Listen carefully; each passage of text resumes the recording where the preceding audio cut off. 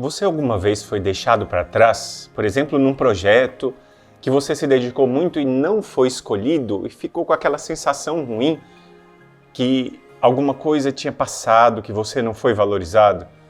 Hoje, na nossa escola de formação, é Jesus mesmo quem vai te ensinar a enfrentar essas situações e você hoje vai aprender algo muito especial que o próprio Jesus vai te ensinar para vencer as tuas grandes lutas, aprendendo a combater nos teus pequenos combates.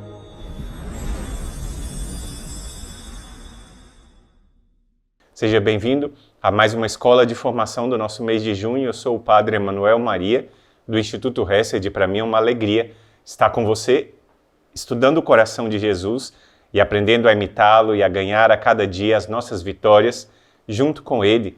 Eu te convido a pegar o nosso livro da imitação do coração de Jesus. Estamos na página 210. E agora a gente caminha junto com Ele. Jesus diz assim: ao raiar do dia, meu filho, e a gente está caminhando junto com Ele na paixão. A gente falava na nossa última formação sobre os momentos da agonia, da flagelação dele, lá diante de tantos que faziam-nos sofrer. E agora a gente vai contemplar mais especificamente a flagelação diante de Pôncio Pilatos. Olha o que ele diz. Ao raiar do dia, filho, voltaram à assembleia todos os príncipes dos sacerdotes e anciãos do povo. Sem demora, ergueu-se essa multidão inteira e, arrastando-me algemado pelas praças da cidade, conduziram-me a Pilatos, homem pagão, governador da Judéia. Então aqui a gente está falando sobre o momento da flagelação. Pôncio Pilatos, aquele romano que governava aquela região da Judéia, no tempo em que Jesus vivia, esse homem, um personagem tão conhecido por nós por causa das narrações da Paixão, ouvimos falar tanto dele na Sexta-feira Santa, e olha o que diz aqui o nosso livro. É Jesus quem fala. Pilatos, ao saber que eu estava sob a jurisdição de Herodes, enviou-me a esse rei da Galileia. Então Pilatos levou para Herodes, e Herodes também queria conhecer Jesus, mas não para se converter, diz aqui o Senhor. Herodes, também pagão, ao ver-me, alegrou-se muito, pois ouvira falar a meu respeito, e esperava que eu realizasse algum milagre para satisfazer os seus desejos. Ele queria só ver festa, ver milagre acontecendo, não queria se converter. Continua Jesus. A esse homem impuro, incapaz de compreender as coisas divinas, eu nada respondi, embora me fizesse muitas perguntas, e os judeus, sem cessar, me acusassem. Jesus, diante de Herodes e diante de Pilatos, foi humilhado. E agora a gente passa para aquilo que vai ser o assunto do nosso começo da nossa formação de hoje.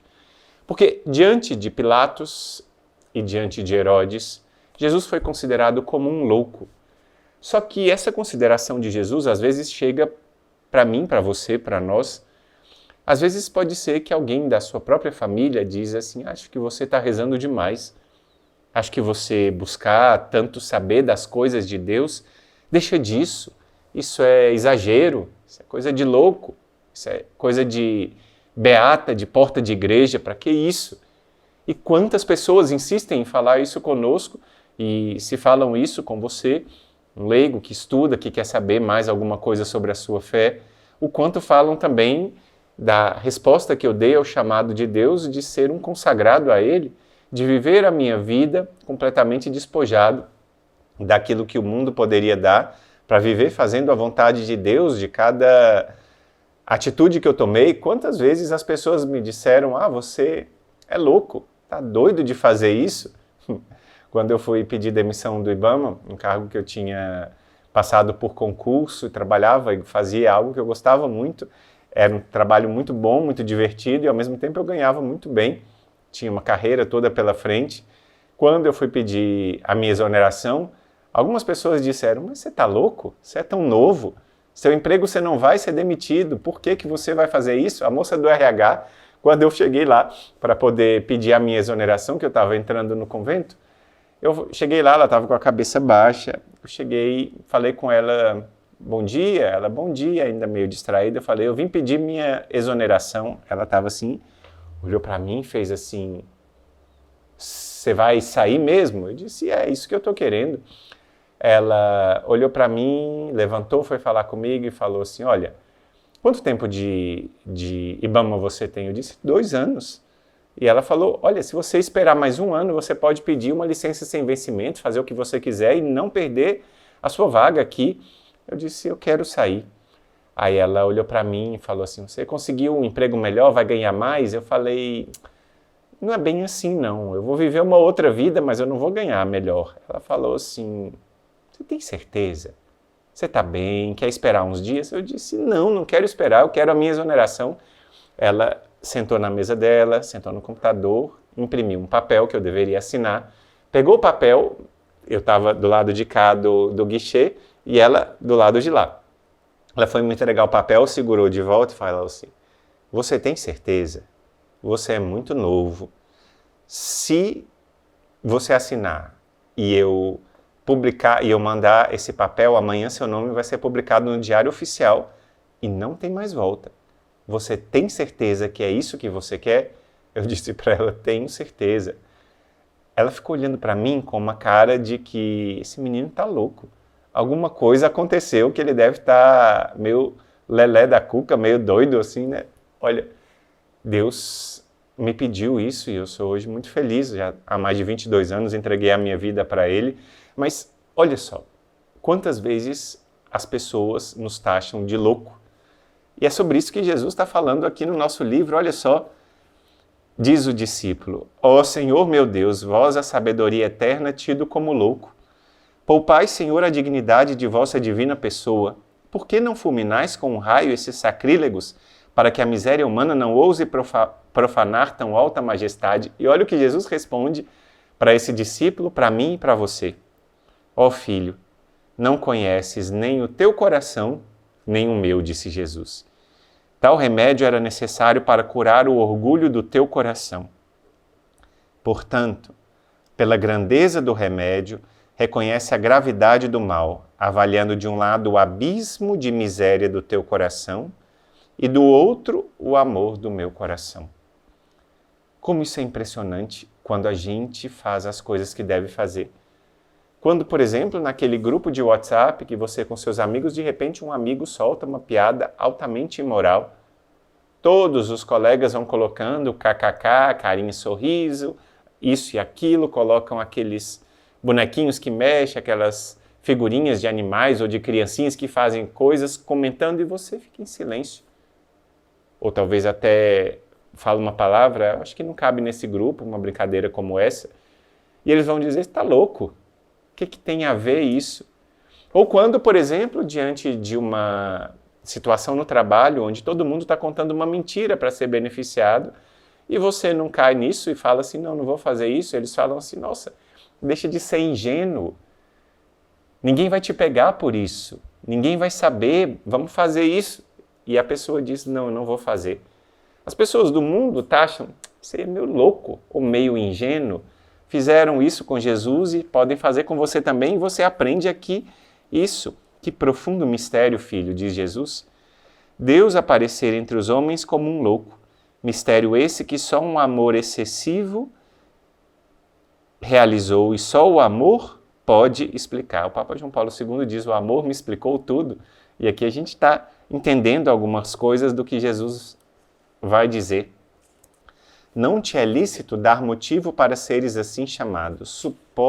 Suportar, porém, que outros tomem ensejo de fazê-lo ou desejar que, sem ofensa de Deus, se ofereça ocasião para seres considerado, por minha causa, ignorante ou insensato, é, na verdade, virtude heróica e máxima perfeição. Ser chamado de louco. Entre os santos, a gente tem muitas vezes essa história e uma das que é mais conhecida é aquela de São Francisco de Assis. São Francisco ele estava vivendo um momento de conversão depois da guerra, perdido, ele voltou para casa derrotado, machucado e começou a ter comportamentos aparentemente estranhos. Começou a ajudar os pobres, isso e aquilo, e ele teve uma experiência extraordinária que ele depois conta no seu testamento. Seus biógrafos dizem como um momento chave da conversão de São Francisco. Ele tinha uma profunda repugnância interior pelos leprosos. Àquela altura, a lepra era uma doença que não tinha cura, que ia deformando a pessoa, e a pessoa perdia membros, ficava com feridas, com mau cheiro, era uma doença que causava repugnância para as pessoas. E ele era um dos que tinha essa grande repugnância. O que São Francisco foi fazer? Ele viu um leproso, sentiu uma repugnância, um asco, não queria nem chegar perto, mas ele sabia que precisava vencer isso. E ele foi e não somente cuidou das feridas daquele leproso, como beijou as feridas do leproso.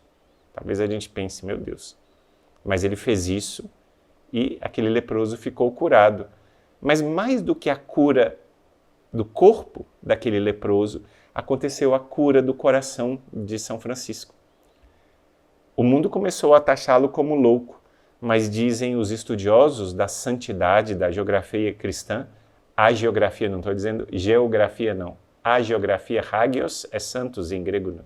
Então, os estudiosos da santidade cristã dizem que nunca houve um homem que pareceu tanto com Jesus como São Francisco de Assis. Esse homem era tido como louco. Então, a gente está entendendo nesse capítulo que às vezes quando dizem alguma coisa para você, você está doido, isso aí não precisa rezar, acordar de madrugada com o Instituto Hesse de rezar o rosário, não precisa de noite fazer a oração do poderoso texto do combate, não precisa disso. E você entende que o mundo não está compreendendo a tua escolha por amar a Jesus. Você pode ser taxado como ingênuo, como doido, como alguém... Olha, mas se fizeram isso com Jesus, vão fazer com você. É o que Jesus está ensinando aqui no nosso livro, da sua imitação. Quando desprezares as ocasiões de buscar os teus interesses, a fim de prover os meus, hás de parecer a muitos destituído de bom senso. E ele continua dizendo aqui na página 213, ao verem-te ocupado em morrer a ti mesmo, a fim de viver só para mim, certas pessoas hão de julgar que a indiscrição e é mesmo a falsa piedade te reduziram à loucura. É ocupado em morrer a si mesmo, ficou louco. Tais juízos farão a teu respeito, filho, não só os que se declaram seguidores do mundo, mas também às vezes os que professam vida honrada ou mesmo estado religioso. Às vezes até uma pessoa honrada diz, acho que você está rezando demais. Para que estudar tanto a fé? Vá fazer isso ou aquilo. Porém, não possuindo interiormente o meu espírito, amam só as virtudes capazes de torná-los agradáveis a si e a outrem, e não querem provar minhas aflições, desprezos e humilhações. A história dos santos é marcada por essas situações e me veio à mente, enquanto eu preparava essa aula e estava dando uma olhada nesse capítulo, São José de Copertino. Que santo extraordinário ele! Um santo que tinha dificuldades intelectuais tremendas e que foi rejeitado por vários conventos, batia a porta de um, dizia, não, você não tem condição de ser religioso, batia a porta de outro, não tem condição. Por fim, entre um convento dos franciscanos, ele foi admitido, mas achavam que ele não ia servir para quase nada no convento. Acharam que eles estavam fazendo uma obra de caridade por alguém que insistiu tanto. E aquele jovem homem de Cupertino começou a mostrar a virtude lá no convento e, por uma providência de Deus, foi fazer um exame para aptidão ao sacerdócio. Sabiam que ele não ia passar de jeito nenhum, mas justamente a única questão que ele tinha estudado, que ele sabia, foi a que foi perguntada. E ele começou a respondeu tudo bem certinho, foi ordenado sacerdote. E aquelas pessoas olhavam a ele como um louco e o desprezavam. Só que aquele homem era um santo. Tinha experiências místicas as mais extraordinárias. Inclusive, ele levitava, passava um monte de tempo voando, era chamado de o frade voador.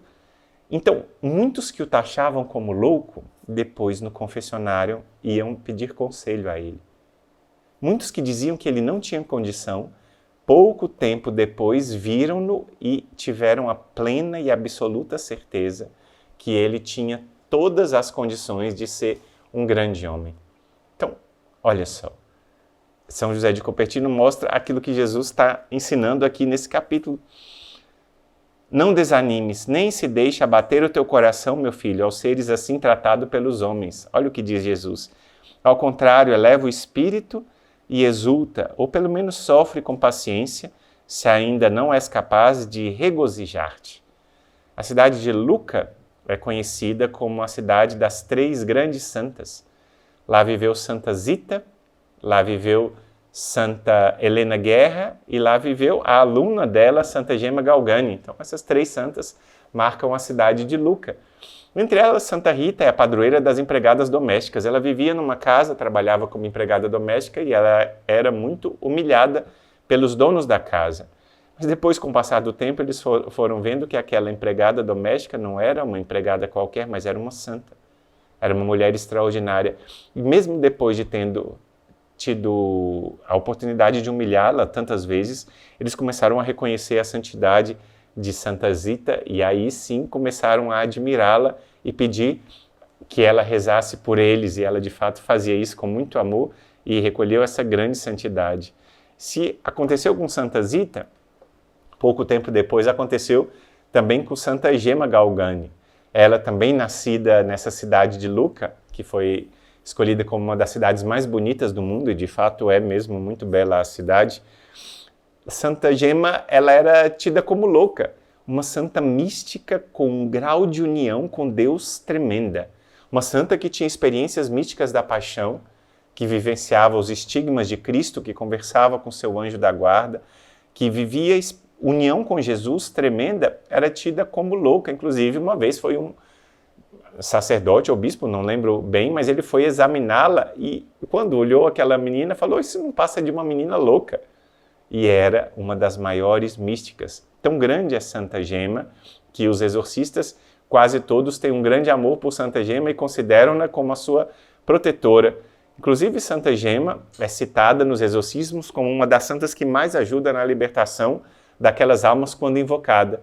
Uma que era considerada durante a vida como uma louca, uma leiga que vivia em sua casa, que rezava, que buscava meditar a paixão do Senhor em grau extraordinário. Então, se fizeram isso com Santa Gema, talvez façam conosco também. Disse aqui Jesus: em verdade, quem por minha causa quiser passar por louco nesse mundo, receberá em troca o cêntuplo de bens nessa vida e a glória imperecível na eternidade.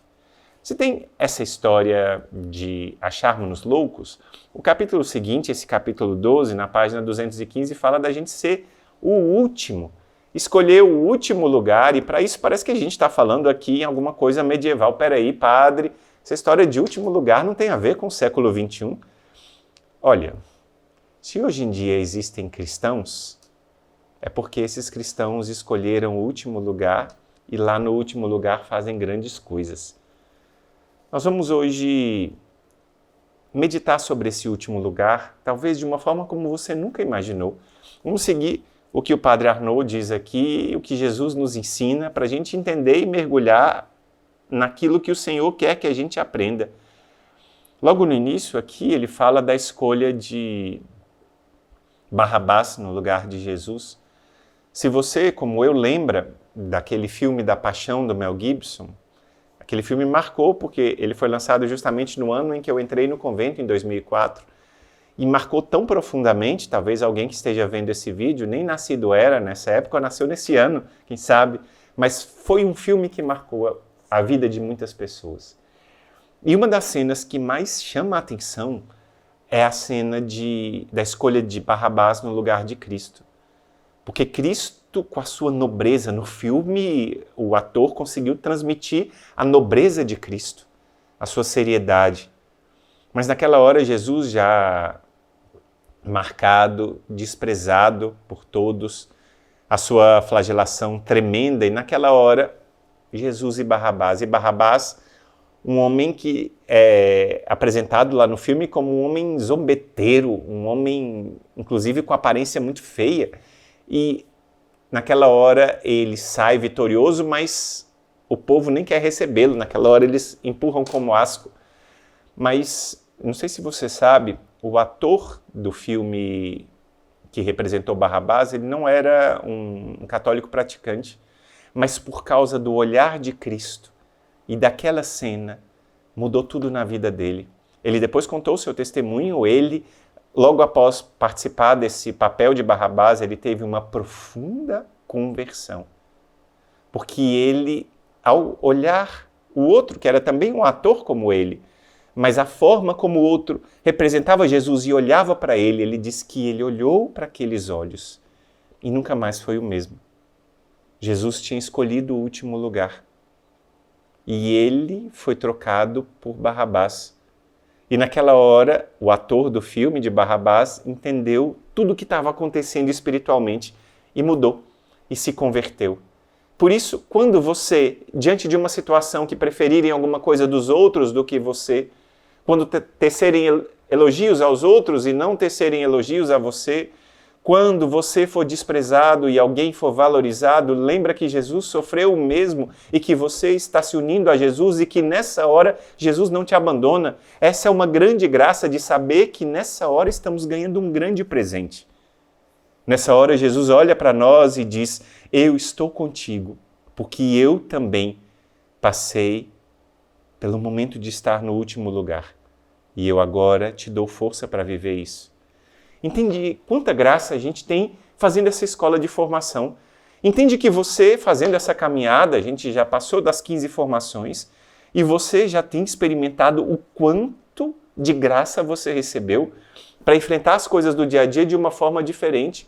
O quanto você experimentou de graças para ver com novos olhos as coisas do seu dia a dia. Jesus hoje está ensinando dramaticamente para a gente tudo isso que a gente às vezes não tem facilidade de entender. Olha o que diz aqui no início da página 216. Considera, filho, a profundeza do golpe que me feriu e dilacerou o coração quando escolheram Barrabás. Contempla-me junto de Barrabás, à vista da multidão, e pondera como sou tratado pelos nobres e pela plebe como o último dos homens. Embora essa indigna rejeição me enchesse o coração de dor, de bom grado o suportei, tanto para libertar quanto de mim dependia o mísero Barrabás, a ti, meu filho, e o mundo inteiro da condenação eterna, como também para dar-te um exemplo cheio de consolação. E aí ele te convida, a você e a mim. Olha o que diz Jesus. Feliz de ti, filho, se espontaneamente quiseres, por meu amor, ser o último de todos. Feliz se nós formos o último de todos. Se assim consentires em sofrer, sem dúvida hás de santificar-te em tudo o que te ocorrer. E aqui ele começa a fazer, e me permita ler, porque para mim isso aqui foi um golpe de misericórdia e um golpe da graça de Deus. Olha o que diz Jesus. De fato, uns serão por vezes exaltados, quais lâmpadas sobre candelabros. Tu serás esquecido como luz oculta sob o alqueire. Outros facilmente alcançarão quanto pedirem e julgar-se-á que bem o mereceram. Quanto aos teus pedidos, parecerão sem razão e tu mesmo indigno de seres atendido.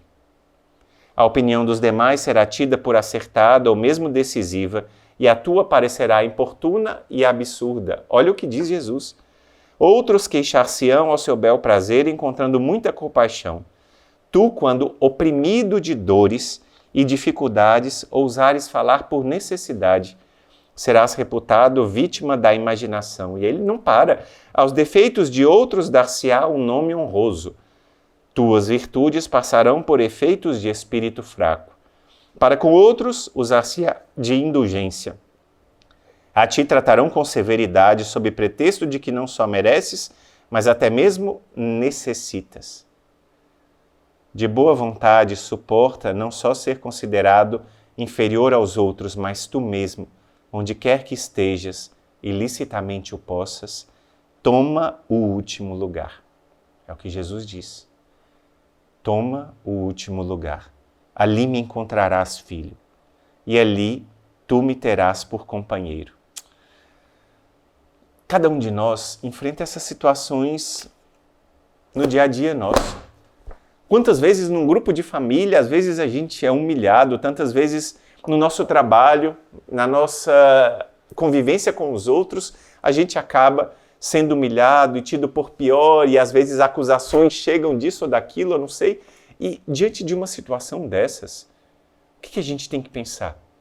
Jesus, ele mostrou o caminho. Santa Teresinha escrevia isso para sua irmã Celina nas cartas, e ensinava isso às suas noviças. Ela dizia, eu prefiro o último lugar porque lá ninguém vai brigar por isso. E lembra daquela história de Jesus? Para a gente escolher os últimos lugares, porque lá o Senhor vai nos escolher. A gente experimenta isso. Eu uma vez estava num lugar e não tinha muito onde sentar, eu acabei sentando na frente. E aí, infelizmente, uma pessoa falou, olha, você pode sentar um pouquinho mais atrás, porque esse lugar está reservado para as autoridades. Eu, claro que posso. Fui lá para o fundo. E outra vez aconteceu que eu sentei bem no fundo e falaram assim, não, vem para cá, eu quero que você venha aqui na frente. Olha, coisa melhor é a gente estar no último lugar, porque lá ninguém vai brigar conosco. E não esquece, lá no último lugar você tem um companheiro, e esse companheiro é Cristo, é o teu Salvador. Saiba que você vai ter grandes graças de se encontrar com Ele. E aí talvez você pense assim, mas padre, eu tenho uma missão de autoridade, eu sou o coordenador do meu grupo de oração, eu tenho um cargo de ser o responsável pela pastoral da minha paróquia, eu sou um gerente da minha empresa, da loja onde eu trabalho, eu sou o gerente. E aí, como é que eu posso escolher o último lugar? Olha o que diz aqui Jesus.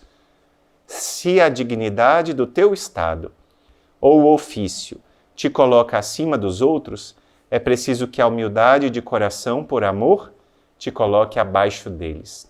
Forte isso que diz Jesus. Então, se você tiver essa missão, ser um gerente de uma empresa, um coordenador de um grupo de oração, um responsável por uma paróquia, por uma pastoral na sua paróquia, se coloca abaixo de todos. Lembra o nome com o qual o Papa João Paulo II queria ser chamado? Servo dos servos de Deus. Ele deve trabalhar muito mais.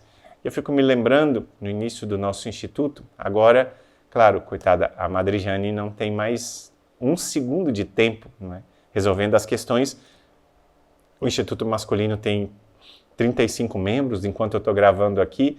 O Instituto Feminino tem mais de 250 irmãs. Então, é muita coisa para resolver. Mas no início do Instituto, ainda assim, ela como autoridade, ela fazia questão de estar sempre lavando a louça.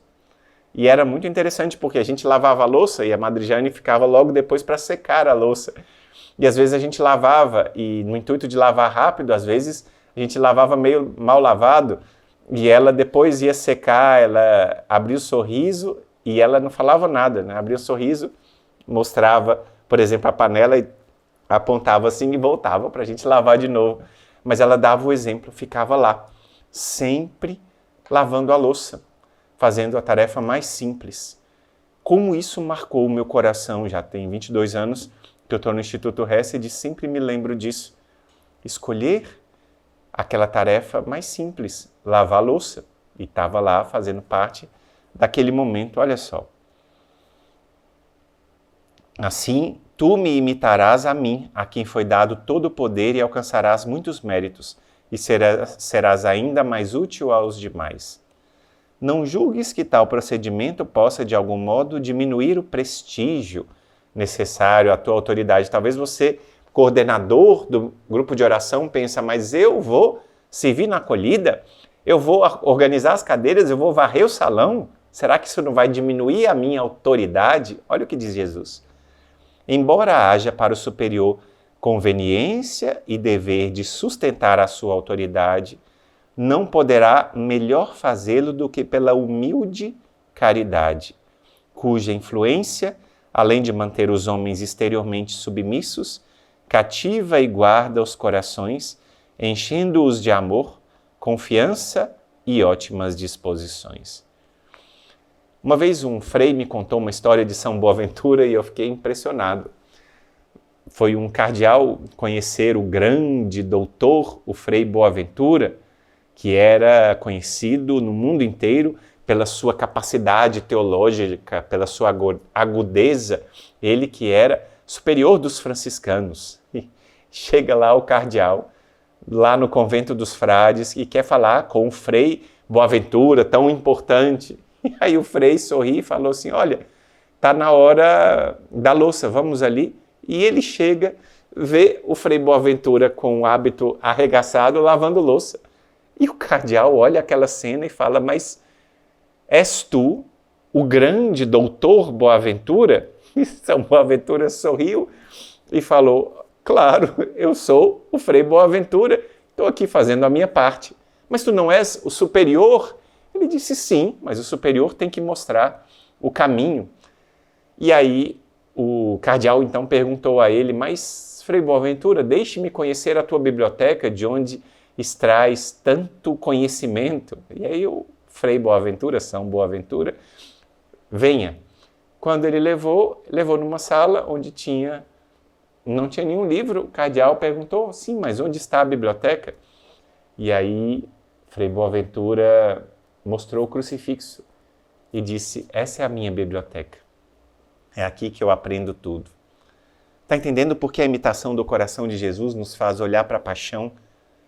Para que a gente aprenda que a gente não tem méritos em nós mesmos. Às vezes você pode ter, como eu, uma ilusão que muita coisa que a gente saiba fazer é fruto do nosso mérito e do nosso esforço. Entende, como diz Santa Teresinha, que tudo é graça. Se Deus tirasse a mão, a gente estava morto. Se Deus te deu capacidade de trabalho, te deu inteligência, te deu condições, foi Ele quem te capacitou. O que você fez foi pegar os dons dele e trabalhar. Claro, esse é o seu mérito, mas foi Deus quem deu essa graça. Quantas vezes a gente precisa aprender isso? Aproveito e conto para você. Não sei se eu já contei essa história aqui nesse curso, mas aconteceu comigo uma vez. Eu tinha antes de me ordenar sacerdote, eu achava que eu era muito bom acólito e quis muito, mesmo assim, queria ajudar a Santa Missa e fazer da melhor forma como eu podia. E aí eu tinha pedido um tempo a Jesus que sempre que eu tivesse algum ato de achar que eu era melhor do que os outros, que Ele mesmo montasse a ocasião para que eu me humilhasse. Olha, aconteceu, foi muito interessante. Eu estava servindo a Santa Missa, naquela altura eu morava em Fortaleza, estava no ofertório da Santa Missa, um acólito, levando tudo no tempo exato, certo, silencioso, fazendo tudo perfeito. E àquela altura eu pensei, quando eu levei o cálice, voltei para pegar as âmbulas e pensei, nossa, sou um acólito nota 10, meu Deus, eu estou muito bom. Quando eu pensei isso, o hábito enganchou na tampa de uma das âmbulas que voou longe e foi fazendo barulho plim, plim, plim, plim, plim, e bateu lá embaixo. Eu falei, viu aí? Se não fosse a graça de Deus, e aquela hora eu fiquei com a bochecha vermelha, claro, porque até a pessoa que estava tocando o violão deu uma parada do susto que fez, todo mundo olhou o que tinha acontecido, fez um barulho grande, e eu percebi que lá eu deveria ter escolhido o último lugar. Como é bom a gente aprender a imitar o coração de Jesus, como é bom a gente aprender. Então, aqui ele fala daqueles que têm algum cargo. Não reserves para ti o desempenho de obras mais importantes e nobres, deixando aos súditos as mais vis e mesquinhas. Ao contrário, quando te for lícito, toma essas últimas ao teu encargo e incumbe das primeiras os teus subordinados. E aí? Assim, seguindo o meu exemplo, diz Jesus, e granjeando a benevolência dos súditos, servir-lhe-ás de estímulo. Olha, a gente pode contar várias histórias e a gente vai lembrando aqui das coisas que tocam o nosso coração. Eu me lembrei aqui de duas histórias. A primeira é de São Luís Gonzaga. São Luís Gonzaga, ele era nobre da família dos Gonzaga, uma família nobre, mas quando ele entrou na companhia de Jesus, foi dada a ele uma das tarefas mais simples e abjetas, que era cuidar dos doentes, e àquela altura muitos doentes de peste, e ele foi e fez aquilo com a maior das dedicações, com todo o amor e com todo o zelo. Depois outro santo, São Gabriel da Virgem Dolorosa, fez a mesma coisa, ele também, que era de origem nobre. E aí quando perguntaram para São Luís Gonzaga, falaram com ele assim, mas por que você faz isso? Ele disse, cumpro o que foi mandado. Não se importava que era um grande, um nobre, mas lá no convento fazia o mais simples. E enquanto eu rezava, lendo esse texto e meditando nessa história do último lugar, eu me encantei lembrando a história de uma pessoa que eu tive a graça e a honra de conhecer. Um médico renomadíssimo, respeitado por tudo, de ser um dos maiores especialistas na área dele. Eu tive a graça de conhecer esse médico. Trabalhava no serviço público e, acredite se quiser, ele disse que já recebia o suficiente para que ele tocasse a família dele trabalhando no serviço público, e ele jamais ganhou R$1 por qualquer consulta. Ele disse que o governo pagava e ele atendia qualquer pessoa, seja pobre ou seja rico, de graça, porque dizia que o governo já o tinha pagado. E atendia isso e fazia o seu plantão num hospital de doenças muito difíceis, e ele atendia até a última pessoa no seu dia de plantão. Às vezes eu precisava falar com ele, ligava para ele depois das 9 da noite, ele dizia: olha, eu estou aqui no plantão, já eu retorno. 9 da noite? Mas que horas que o senhor chegou aí? Cheguei às 8 da manhã, mas ainda tem pacientes aqui esperando e eu estou atendendo. Meu Deus. E por que me espantou? Porque ele tinha um cargo muito alto. E uma vez que eu precisei dele, eu estava com uma enfermidade que precisava fazer um curativo. E ele abriu uma brecha lá no plantão dele para me atender. Me atendeu e, para mostrar que não tinha dificuldade nenhuma, sabe quem foi fazer o curativo? E era um curativo demorado e difícil. Lá tinham várias enfermeiras que poderiam fazer isso, mas ele mesmo foi: deixa eu fazer seu curativo. Era uma ferida que não precisava disso, era uma situação meio feia, que não precisava dele, num cargo tão alto, fazer isso, mas ele fez, mostrando que tinha escolhido o último lugar. Eu fiquei tão impactado com isso. Eu falava: não, doutor, tem um monte de enfermeira aqui que pode fazer. Ele dizia: deixa que eu faço, pode deixar que eu faço. E ele mesmo se debruçou, lavou a ferida que eu tinha, fez a asepsia, pegou, fez o curativo, deve ter demorado nisso uma meia hora, 40 minutos. Fez isso por amor ao último lugar. Eu fiquei tão impressionado que ainda hoje eu posso lembrar dessa cena. Me vem à mente o local onde ele me levou, a sala de curativo, me lembra ele abrindo os armários, pegando o soro fisiológico, pegando o antisséptico, pegando tudo que precisava para fazer o curativo, passando aqueles medicamentos antibióticos. Tudo isso ele fez com tanto cuidado que eu fiquei encantado. Olha o que a escolha do último lugar faz. E aquilo marcou profundamente o meu coração, porque isso é uma catequese importante. É isso que Jesus está dizendo, como nós devemos aprender dele. Fica ciente, e ele diz, que has, enfim, alcançado a verdadeira santidade quando por meu amor te alegrares de fato e com amor sincero por estar comigo no último lugar. Por isso eu te convido a conhecer, se quiser pode rezá-la todo dia, a conhecer a ladainha da humildade. Dizem a tradição que Santa Teresa d'Ávila rezava essa ladainha, e como ela é forte e especial, do desejo de ser desprezado, aliás, do desejo de ser honrado, livrai-me, Jesus. Do desejo de ser consultado, livrai-me, Jesus. Depois do temor de ser humilhado, livrai-me, Jesus. É muito forte a ladainha, então você pode conhecer e depois, quem sabe, se for da vontade de Deus e sentir no coração, rezar essa ladainha. Mas há ainda uma última parte dessa formação de hoje que é muito importante a gente mergulhar nisso, que é o dever das mortificações voluntárias. Nós estamos acompanhando a paixão de Jesus e a gente contempla nesse momento a flagelação de Jesus. A flagelação de Jesus foi muito séria e muito intensa e mexeu muito com ele. Jesus, ele foi flagelado e, olhando o sudário de Turim, dizem os estudiosos, olhando aquela relíquia da paixão, que mais de 100 marcas dos flagelos aparecem naquele tecido que envolveu o corpo de Jesus, mas pode ter algumas outras, por exemplo, ele estava assim de lado, que estão debaixo aqui de onde ficou o braço dele, que não dá nem para ver. O sudário de Turim é impressionante para mostrar aquilo que Jesus sofreu. Batido com varas, na ponta da vara tinham pregos.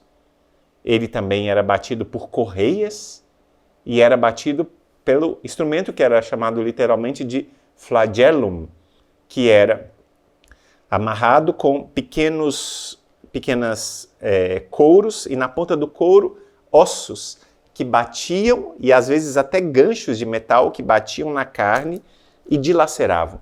Então, essa cena que Jesus está mostrando aqui, e ele fala da sua mortificação. Vamos ver o que Jesus diz, olha só.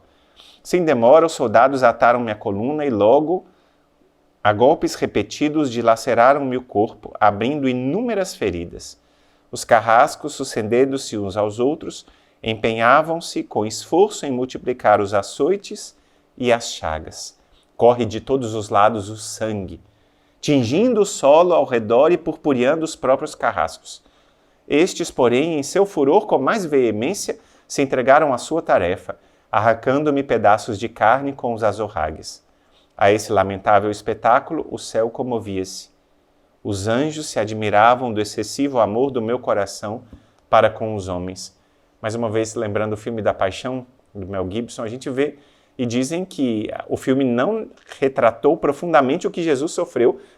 Meu Deus, primeira vez que eu vi o filme da Paixão, eu fiquei meio sem palavras. E na semana onde o filme foi lançado, as notícias correram que até um pastor evangélico, vendo o filme, ele teve tal comoção que acabou falecendo quando ele viu aquilo que estava acontecendo com Jesus no filme da Paixão.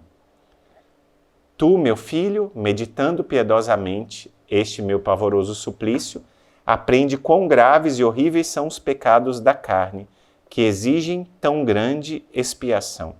Então, a gente oferece as nossas mortificações pelos pecados da carne, que talvez a gente já tenha cometido ao longo da nossa vida, em expiação dos pecados da carne que são cometidos contra Jesus.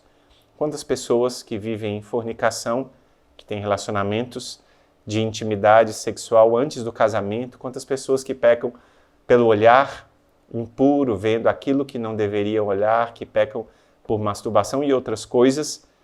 E tudo isso precisa ser reparado, porque tudo isso fere o coração de Jesus. Diz ele, considera as lições dos santos, observa como mortificaram os próprios membros e afligiram todos os seus sentidos. Então, Jesus vai falar, lembrai-vos do que diz o Espírito Santo, os que são de Cristo, e aqui é uma citação de São Paulo aos Gálatas, crucificaram sua carne com os vícios e as concupiscências. E aí ele continua, a prudência da carne causa a morte, porém, a prudência do Espírito dá vida, paz e alegria.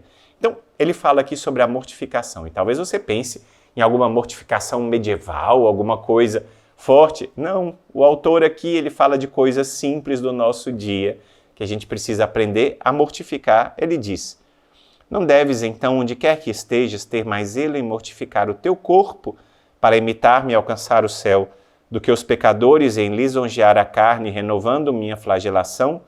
Vamos, filho, nada receis. A mortificação voluntária é o caminho da vida, da liberdade, da paz, da virtude, da santidade. São José Maria diz que a gente nunca deve levantar da mesa sem ter feito alguma pequena mortificação, senão a gente estaria comendo como um pagão. Será que você sempre come até a completa saciedade? Será que você sempre quer aquela sobremesa e exige que esteja lá? Sempre você quer aquele alimento? Porque a gula não é só comer muito.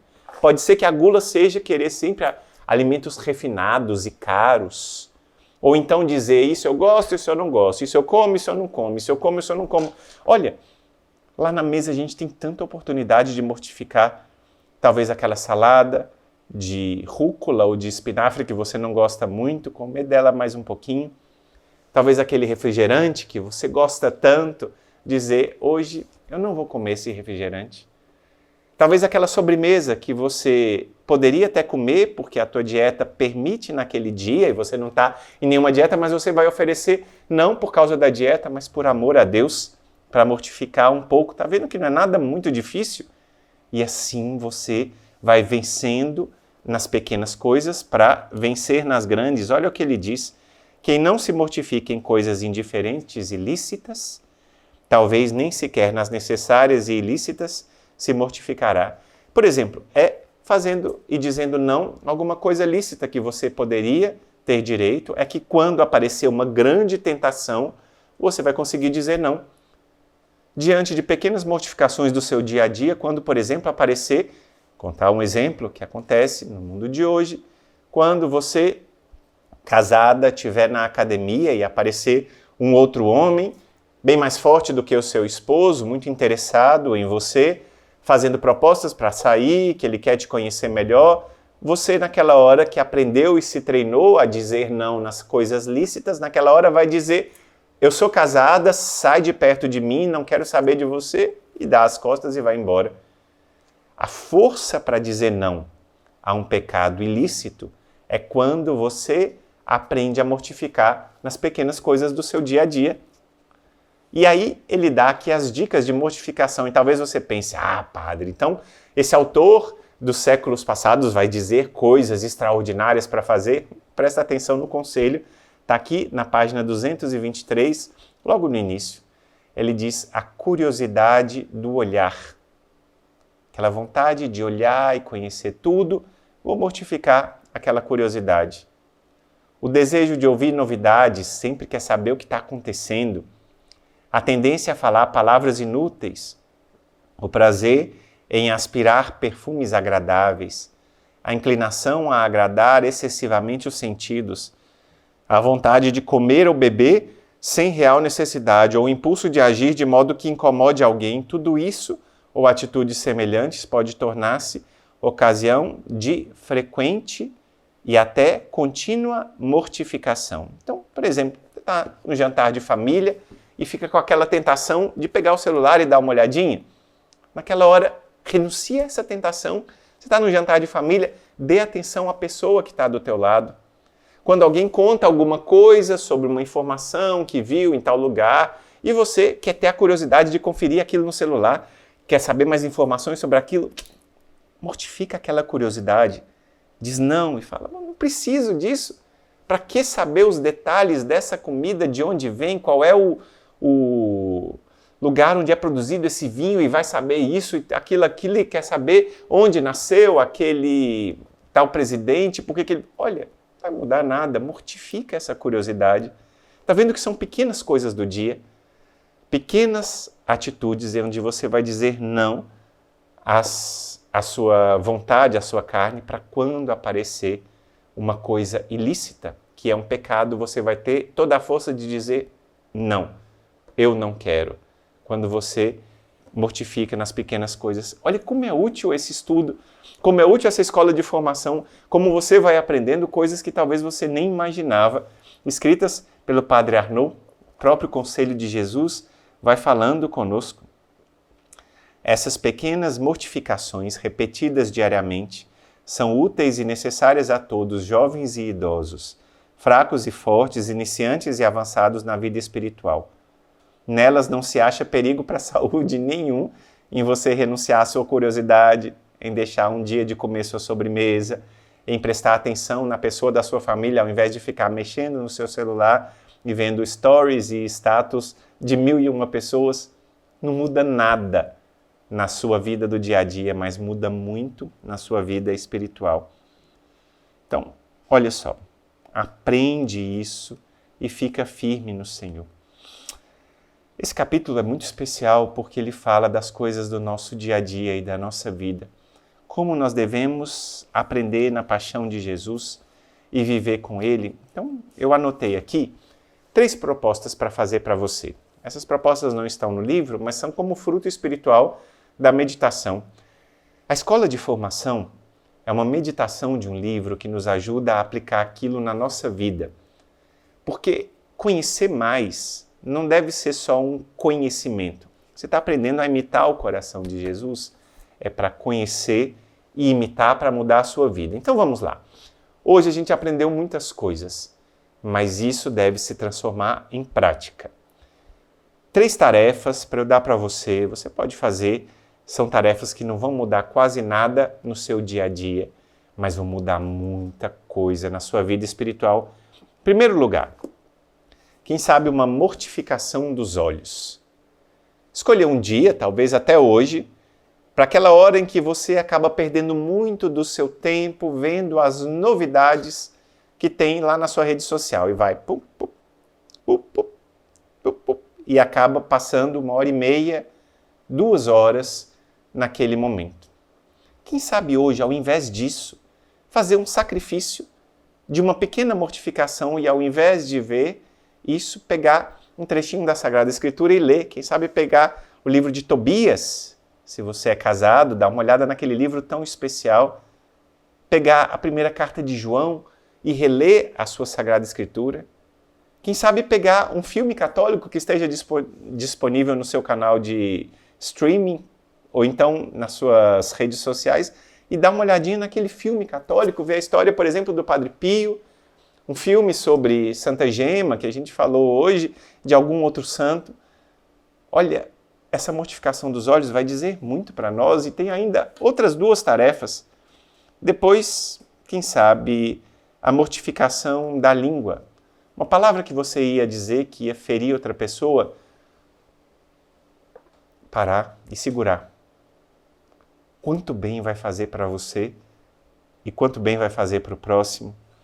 E depois, olha, aprender a fazer uma pequena mortificação na sua comida, não que seja por dieta só, mas, por exemplo, renunciar a uma sobremesa. Um dia de domingo, um dia de festa, tal, mas naquele dia, ao invés de comer uma sobremesa que é mais apetitosa ao seu paladar, talvez comer uma fruta que você come todos os dias, o dia todo, que não vai fazer diferença, que vai agradar, claro, mas que é menos agradável ao seu paladar do que comer aquele pudim de leite condensado, aquela pote grande de sorvete. Olha, uma pequena mortificação. Quanto vai valer para a sua vida espiritual? Veja como é importante a gente estudar e aprender que a nossa vida vai mudando quando a gente imita mais o coração de Jesus. Na próxima formação, nós vamos mergulhar no coração de Jesus para estudar o que acontece nas doenças e diante da morte. O que a gente tem para aprender nesse momento, aprendendo da paixão do coração de Jesus. Vai ser tremendo. Eu te vejo na próxima formação. Agora, deixa logo o seu like e manda esse vídeo, compartilha com quem precisa aprender mais a se mortificar. Eu agradeço a tua presença aqui. Para mim é uma alegria, uma honra ter a sua companhia na Escola de Formação. Que Deus te abençoe, proteja e guarde. Em nome do Pai, do Filho e do Espírito Santo. Amém.